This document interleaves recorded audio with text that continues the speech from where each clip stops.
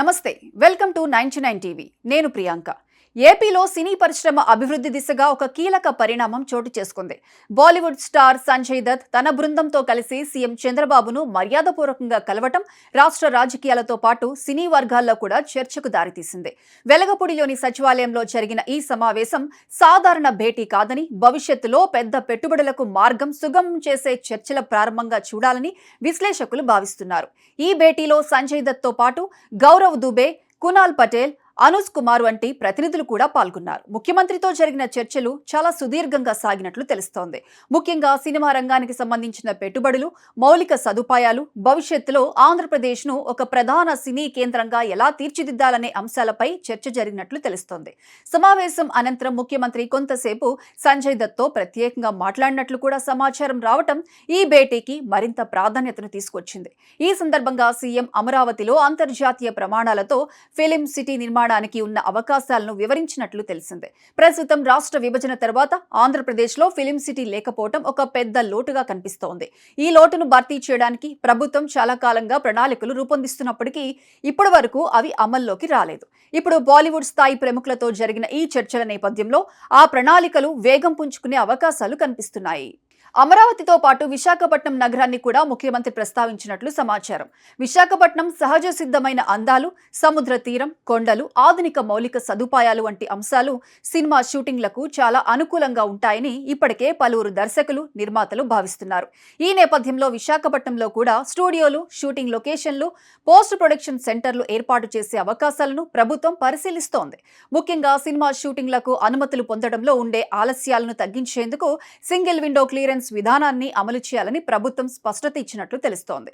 దీని ద్వారా నిర్మాతలు, దర్శకులు అనవసరంగా ప్రభుత్వ కార్యాలయాల చుట్టూ తిరగాల్సిన అవసరం ఉండదు. అలాగే షూటింగ్లకు అవసరమైన అనుమతులు చాలా తక్కువ సమయంలోనే లభిస్తాయి. అదనంగా సబ్సిడీలు, పన్ను రాయితీలు, ఇతర ప్రోత్సాహకాలు కూడా ఇవ్వాలని ప్రభుత్వం యోచిస్తున్నట్లు సమాచారం. కేవలం నటుడిగానే కాకుండా నిర్మాతగా కూడా అనుభవం ఉన్న సంజయ్ దత్ బృందాన్ని ఆంధ్రప్రదేశ్లో పెట్టుబడులు పెట్టాలని ముఖ్యమంత్రి ఆహ్వానించినట్లు తెలుస్తోంది. ముఖ్యంగా స్టూడియోలు, పోస్ట్ ప్రొడక్షన్ యూనిట్లు, డబ్బింగ్ థియేటర్లు, విజువల్ ఎఫెక్ట్స్ సెంటర్లు వంటి మౌలిక సదుపాయాలు ఏర్పాటుకు ఆహ్వానమిచ్చారు. ఈ ప్రాజెక్టులు అమల్లోకి వస్తే స్థానిక యువతకు పెద్ద ఎత్తున ఉపాధి అవకాశాలు లభిస్తాయని ప్రభుత్వం భావిస్తోంది. సినిమా రంగం అనేది కేవలం నటులు, దర్శకులకే పరిమితం కాదు. ఇందులో టెక్నీషియన్లు, లైటింగ్ సిబ్బంది, సెట్ డిజైనర్లు, డ్రైవర్లు, హోటల్ సిబ్బంది ఇలా అనేక రంగాలకు సంబంధించిన వేలాది ఉద్యోగాలు సృష్టించబడతాయి. ఈ భేటీ వెనుక గతంలో జరిగిన చర్చలు కొనసాగింపే ఉందని కూడా సమాచారం. ఇటీవల నారా లోకేష్ ముంబైలో బాలీవుడ్ ప్రముఖులతో సమావేశమై ఆంధ్రప్రదేశ్లో పెట్టుబడులపై చర్చలు ప్రారంభించిన విషయం తెలిసిందే. ఆ సమావేశాల్లో వచ్చిన ప్రతిపాదనలు ఇప్పుడు అమరావతిలో జరిగిన ఈ భేటీ ద్వారా మరింత ముందుకు వెళ్లినట్లు కనిపిస్తోంది. ముంబై నుంచి నేరుగా గన్నవరం విమానాశ్రయానికి చేరుకున్న సంజయ్ దత్ బృందం అక్కడి నుంచి సచివాలయానికి వెళ్లి ముఖ్యమంత్రిని కలవటం ఈ చర్చల ప్రాముఖ్యతను మరింత పెంచింది. ఈ ప్రణాళికలు కార్యరూపం దాల్చితే ఆంధ్రప్రదేశ్లో సినీ పరిశ్రమకు ఒక కొత్త దశ ప్రారంభమవుతుందని విశ్లేషకులు చెబుతున్నారు. ఇప్పటి వరకు టాలీవుడ్ ప్రధానంగా హైదరాబాద్కే పరిమితమై ఉంది. కానీ ఆంధ్రప్రదేశ్లో కూడా సమాన స్థాయిలో మౌలిక సదుపాయాలు అందుబాటులోకి వస్తే భవిష్యత్తులో అనేక చిత్రాలు ఇక్కడే తెరకెక్కే అవకాశం ఉంటుంది. అంతేకాకుండా బాలీవుడ్, కాలీవుడ్, శాండిల్వుడ్ వంటి ఇతర భాషా చిత్రాల షూటింగ్లు కూడా పెరిగే అవకాశం ఉంది.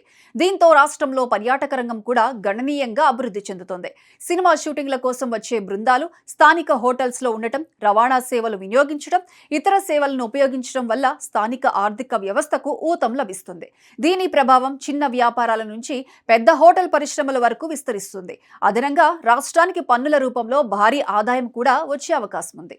మొత్తానికి చూస్తే సంజయ్ దత్, చంద్రబాబు మధ్య జరిగిన ఈ భేటీ కేవలం ఒక సాధారణ సమావేశం కాదు. ఇది ఆంధ్రప్రదేశ్లో సినీ పరిశ్రమ భవిష్యత్తుకు సంబంధించిన ఒక కీలక దిశానిర్దేశంగా కనిపిస్తోంది.